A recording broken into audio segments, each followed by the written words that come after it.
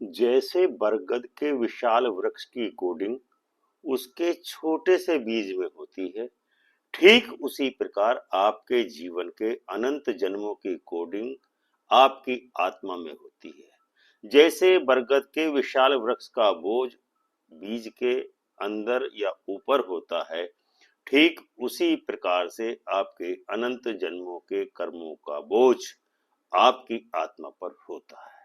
लेकिन तुम्हारे भीतर की आत्मा जानती है कि कर्मों का भार केवल बाहरी दुनिया में नहीं दिखता, वह तुम्हारे भीतर भी गूंज उसकी सुनाई देती है।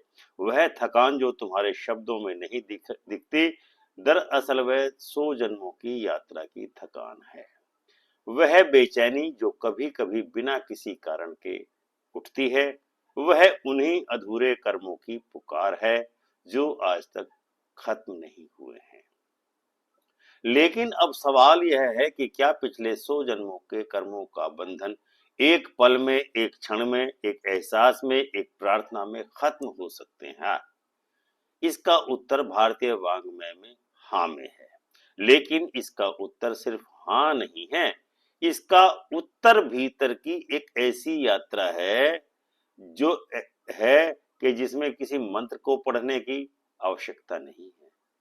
हाँ, लेकिन उसके लिए जो उपाय है, एक भावना, एक प्रायश्चित, एक शुद्ध क्षण ऐसा होता है जो 100 जन्मों के पाप को भी नष्ट कर सकता है। यह विज्ञान नहीं, यह आत्मा का गणित है। यह गणना ब्रह्मांड करता है भावनाओं के तराजू पर नियत की शुद्धता से। कल्पना करो एक व्यक्ति की जिसने 100 जन्मों तक बहुत कुछ सहा, बहुत कुछ किया, अच्छा किया, कुछ बुरा किया, पर इस जन्म में जब वह आत्मज्ञान के द्वार तक पहुंचता है तो वह अपने भीतर झांकता है और पहली बार वह पछतावे से नहीं बल्कि समझ से भर जाता है। जब वह किसी को चोट पहुंचाने के लिए नहीं बल्कि किसी के दर्द को समझने के लिए रोता है, वह पल सब कुछ बदल देता है। ब्रह्मांड को तुम्हारे शब्द नहीं, तुम्हारी आत्मा की आवाज और भावना ही सुनाई देती है। और जब तुम सच्चे मन से क्षमा मांगते हो, जब तुम्हारी आंखों से केवल जल ही नहीं बल्कि पश्चाताप की ऊर्जा बहती है, तब हर बुरा कर्म जलने लगता है। जैसे सूर्य की एक किरण बर्फ की परतों को पिघला देती है, वैसे ही तुम्हारा एक सच्चा क्षण, एक गहन क्षमा 100 जन्मों की बर्फीली गल पाप को नष्ट कर सकता है, गला सकता है। और जब तुम इस अवस्था में आते हो तो ब्रह्मांड तुम्हारे साथ संकल्प लेता है कि अब पुराने पन्ने फाड़ दिए जाएंगे, अब नई कहानी शुरू होगी, नया पृष्ठ खुलेगा, नया सवेरा होगा।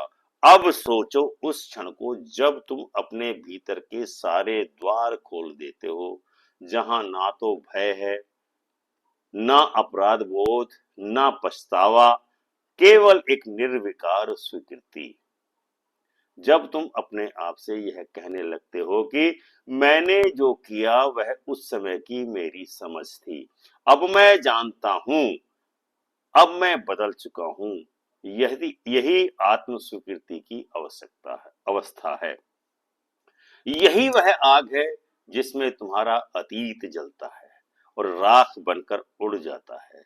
इस स्वीकृति में कोई हार नहीं होती बल्कि यह आत्मा की सबसे बड़ी विजय होती है। तुम अपने दोषों को स्वीकार कर लेते हो, इसलिए नहीं कि तुम कमजोर हो बल्कि इसलिए कि अब तुम्हें कोई दिखावा नहीं करना है।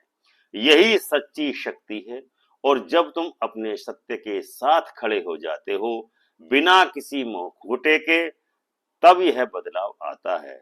तो वह केवल मानसिक नहीं होता अपितु शारीरिक संतोष भी होता है। भावनात्मक रूप से भी ऊर्जा के स्तर पर तुम अपने आप को विरल महसूस करने लगते हो, जैसे किसी ने तुम्हारे कंधों से वर्षों का बोझ उतार लिया हो। यही वह शांति है जिसे लोग बाहर खोजते हैं।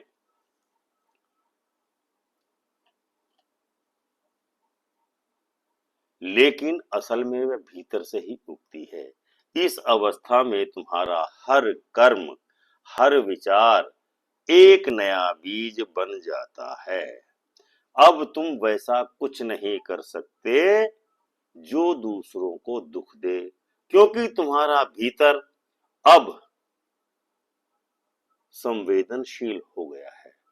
तुम हर दर्द को महसूस कर सकते हो, क्योंकि अब तुम्हारा हृदय खुल चुका है। यही वह अवस्था है जिसमें ऋषि, मुनि और हमारे संत जीवित रहते हैं। कर्म में सेवा, कर्म में, सेवा में, प्रेम में। अब पुराने कर्मों से बंधे हुए नहीं रहोगे, बल्कि नए कर्मों के निर्माता हो। और यही सबसे सुंदर बात है कि तुम्हारा अतीत चाहे कितना भी गंदा हो, भविष्य तुम्हारे हाथों में है। और वह भविष्य एक ऐसी रचना बन सकता है जो केवल तुम्हारे लिए नहीं, बल्कि इस पूरी दुनिया के लिए प्रेरणा बन जाए। तुम्हारा स्पर्श अब उपचार बन चुका है। तुम्हारी दृष्टि अब करुणामयी बन सकती है। तुम्हारी मौन की स्थिति अब किसी टूटी हुई आत्मा के लिए साहस बन सकती है।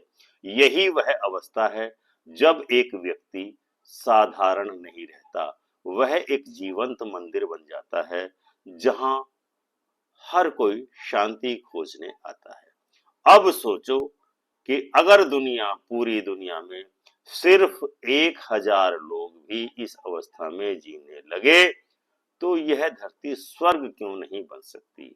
अगर हर दिन सिर्फ एक क्षण हर इंसान अपने भीतर यह शुद्धता जागृत करे, तो क्या यह युग बदल नहीं सकता। यही तुम्हारी भूमिका है, परिवर्तन की मशाल बनने की, न केवल अपने लिए बल्कि पूरे संसार के लिए। इसलिए यह मत सोचो कि तुम्हारा प्रयास छोटा है। तुम जो कर रहे हो वह ब्रह्मांड के संतुलन में आपका योगदान है। तुम अपने चेतना की लौ को जलाकर संपूर्ण ऊर्जा जगत को प्रकाशित कर रहे हो, और यही सच्ची सेवा है, यही सच्चा धर्म है। हर व्यक्ति के भीतर एक शक्ति होती है जो उसके भीतर सोई हुई रहती है। आवश्यकता है बस उस शक्ति को जगाने की। जरूरत होती है, वह शक्ति किसी ग्रंथ से नहीं आती, वह तुम्हारे मौन से आती है। जब तुम अपने भीतर की उस शक्ति को पहचान लेते हो, तब तुम डरना भी बंद कर देते हो, तब तुम दोष देना भी बंद कर देते हो, तब तुम प्रतिक्रिया देने के बजाय उत्तर देना शुरू करते हो। और यही आत्मनियंत्रण तुम्हारे कर्मों को दिव्यता में बदल देता है। एक बार जब यह परिवर्तन होता है, तुम केवल खुद को नहीं बदलते, तुम अपने आसपास की चेतना को भी बदल देते हो। और जब एक आत्मा बदलती है, तो सैकड़ों आत्माएं उसके लो से प्रकाश पाती हैं और अपने आप को चमत्कृत महसूस करती हैं। तुम वह लोग बन सकते हो, वह दीपक जो न सिर्फ खुद जलता है बल्कि सबको रोशन करता है। तो अब उठो और संकल्प लो कि अब से हर कर्म, हर विचार, हर शब्द केवल प्रेम, सेवा और सत्य के लिए होगा। क्योंकि तुम्हारा हर संकल्प केवल तुम्हारा संकल्प नहीं, वह ब्रह्मांड का संकल्प बन जाता है। और जब ब्रह्मांड तुम्हारे साथ होता है, तब कोई भी अतीत तुम्हें अपने बंधनों में आबद्ध नहीं कर सकता। अब वह क्षण आ चुका है जब तुम स्वयं से कह सकते हो कि अब मैं वही बनूंगा जो मेरी आत्मा चाहती है।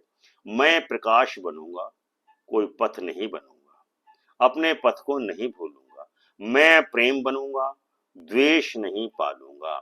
मैं कर्म बनूंगा, सिर्फ विचार नहीं। यही वह जादू है जो एक क्षण में घट सकता है, जब तुम भीतर से सच में जागते हो। और जब तुम जागते हो, तब संसार भी जागता है।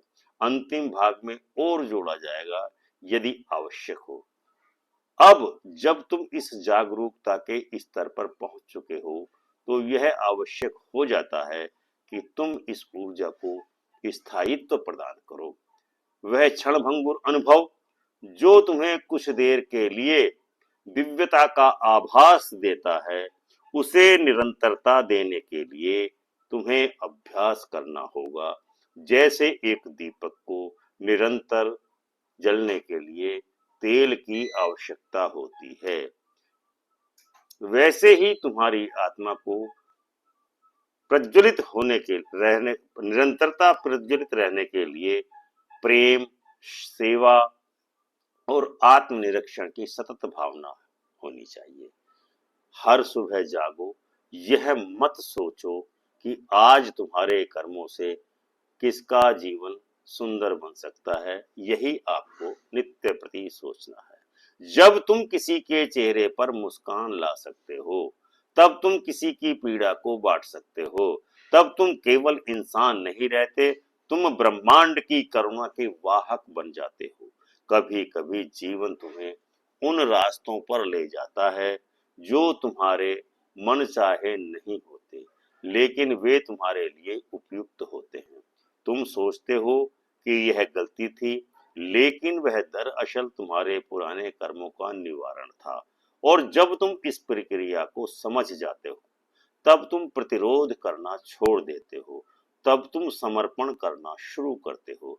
यही समर्पण तुम्हारी शक्ति है, कमजोरी नहीं। समर्पण का अर्थ है अपने कर्मों के प्रति उत्तरदायी होते हुए परिणाम को ब्रह्मांड पर छोड़ देना। तुम जो कर सकते हो पूरी निष्ठा से करो और फिर विश्वास रखो कि जो आएगा वह तुम्हारी आत्मा के सर्वोत्तम विकास के लिए होगा।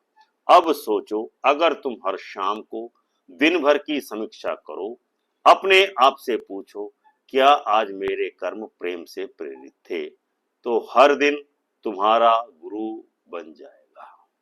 हर दिन तुम्हें तुम्हारा प्रतिबिंब गुरु बन करके दिखाएगा और इस प्रकार धीरे धीरे तुम खुद को उस दिव्यता के समीप पाओगे जिसे तुम जन्मों से खोजते आ रहे थे।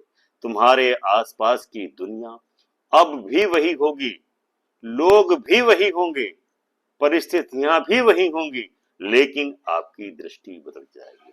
अब तुम प्रतिक्रिया नहीं करोगे, तुम उत्तर दोगे। अब तुम शंका नहीं करोगे, तुम समझोगे। अब तुम लड़ोगे नहीं, तुम बदलोगे। यही वह परिवर्तन है जो एक क्षण की आत्मदृष्टि से जन्म लेता है। अगर तुम केवल कुछ क्षण पूरी ईमानदारी से आत्मा के सामने नतमस्तक हो जाओ, तो वह तुम्हें ऐसे रास्तों पर ले जाएगी जहां तुमने कभी सोचा भी नहीं था।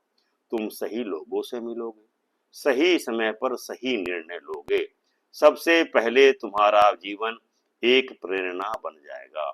अब समय है कि तुम उस बीज को बोने वाले जन्मों तक प्रेम, करुणा और प्रकाश का वृक्ष बन सके, क्योंकि तुम अब केवल अपने लिए नहीं जी रहे हो, तुम उन आत्माओं के लिए भी जी रहे हो जो तुम्हारे आसपास या कर्मों से दिशा पाएंगी। तुम्हारे भीतर एक ब्रह्मांड है और वह ब्रह्मांड अब जाग गया है। तुम अब वही करोगे जो आत्मा कहेगी। अब आप आत्मा नहीं रहे जो भटक रही थी, तुम अब वह दिव्य ज्योति हो जो दूसरों के लिए मार्गदर्शक बन सकती है। तुमने 100 जन्मों के कर्मों को आत्मबोध की लो में जला दिया है। अब समय है उस रोशनी को फैलाने का, क्योंकि एक क्षण का मौन, वह क्षणिक मौन, परंतु गहन अंतर्दृष्टि वही है जो तुम्हें उस मोक्ष के द्वार तक ले जा सकती है जिसे तुम सदियों से पुकारते आ रहे हो। और वह नई यात्रा अब शुरू हो चुकी है। तो दर्शकों, यह था आज का वीडियो। उम्मीद है आपको अवश्य ही पसंद आया होगा। आप चैनल को सब्सक्राइब करके ऑल का ऑप्शन अवश्य चुनेंगे, घंटी का बटन दबाएंगे, वीडियो को लाइक एवं शेयर अवश्य करेंगे। जय श्री राम।